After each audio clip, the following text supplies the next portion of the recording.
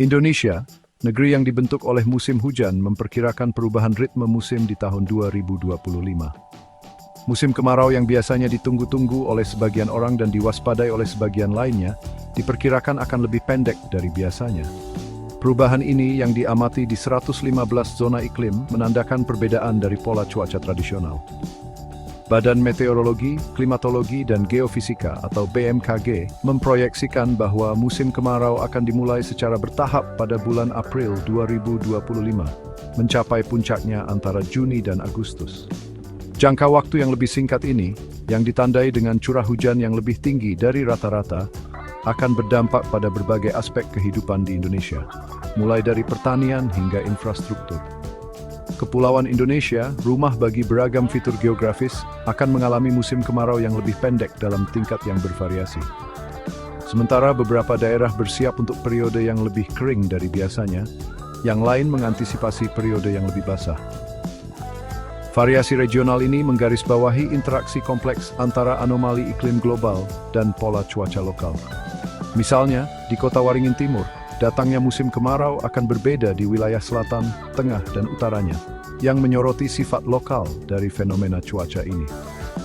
Terlepas dari manifestasi spesifiknya, musim kemarau yang lebih pendek menyajikan studi kasus yang menarik dalam memahami implikasi perubahan iklim yang lebih luas terhadap keseimbangan ekologi Indonesia yang rapuh. Implikasi dari pola cuaca yang tidak biasa ini melampaui sekadar keingintahuan meteorologis. Ini menyelidiki jalinan masyarakat Indonesia yang berdampak pada mata pencaharian, infrastruktur, dan kesehatan masyarakat. Memahami penyebab dan konsekuensi dari musim kemarau yang lebih pendek sangat penting bagi para pembuat kebijakan, masyarakat, dan individu.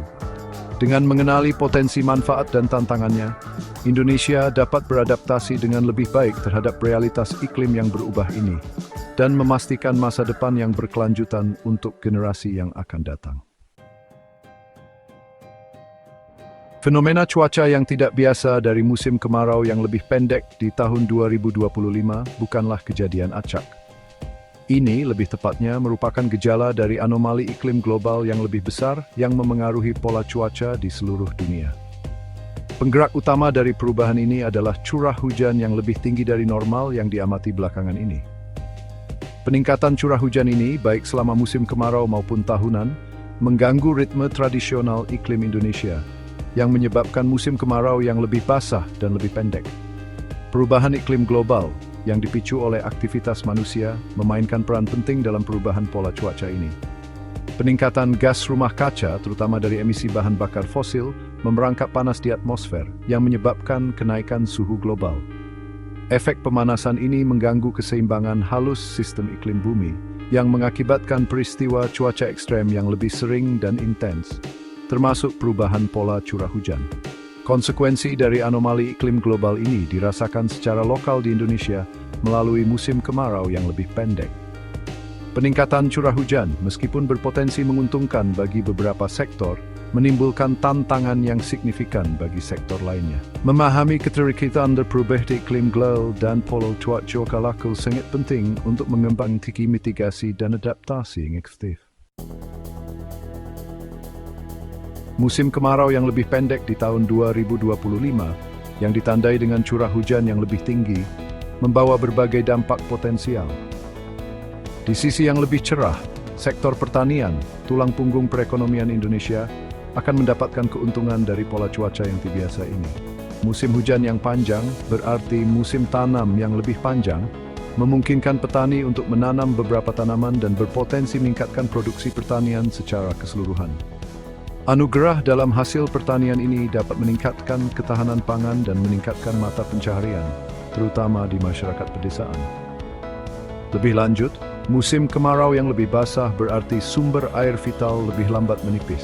Sungai, waduk, dan kolam yang penting untuk irigasi, air minum, dan kesehatan ekosistem mendapat manfaat dari peningkatan curah hujan.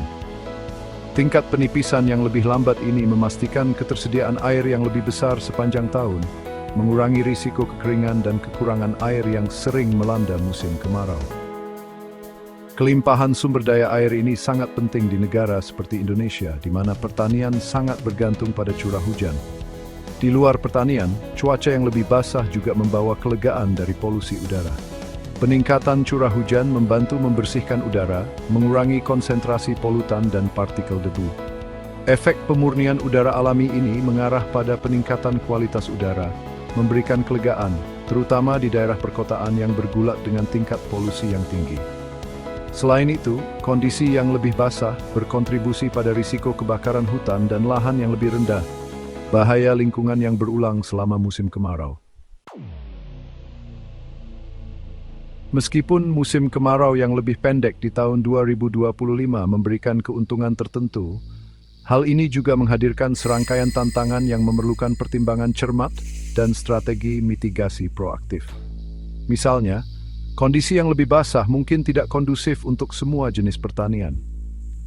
Petani yang mengandalkan cuaca kering untuk tanaman tertentu, seperti garam atau tembakau, mungkin menghadapi kesulitan dalam mengeringkan hasil panen mereka, yang berdampak pada mata pencaharian mereka dan berpotensi menyebabkan kerugian ekonomi. Proyek infrastruktur, terutama yang sensitif terhadap kondisi cuaca, mungkin mengalami penundaan karena musim kemarau yang lebih basah dari biasanya. Pembangunan jalan, bendungan, dan sistem drainase rawa yang sering dijadwalkan selama bulan-bulan kering mungkin menghadapi gangguan yang berdampak pada jadwal waktu dan berpotensi meningkatkan biaya. Ini menyoroti perlunya fleksibilitas dan kemampuan beradaptasi yang lebih besar dalam perencanaan infrastruktur untuk memperhitungkan perubahan pola cuaca. Lebih lanjut, pola cuaca yang tidak biasa dapat menyebabkan peningkatan hama dan penyakit.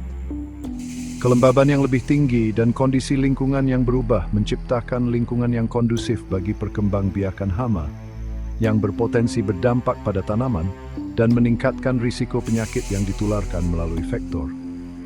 Otoritas kesehatan masyarakat perlu waspada dalam memantau wabah penyakit dan menerapkan tindakan pencegahan untuk menjaga kesehatan masyarakat. Meskipun curah hujan lebih tinggi, risiko kebakaran hutan dan lahan, terutama di daerah yang rentan, tetap ada.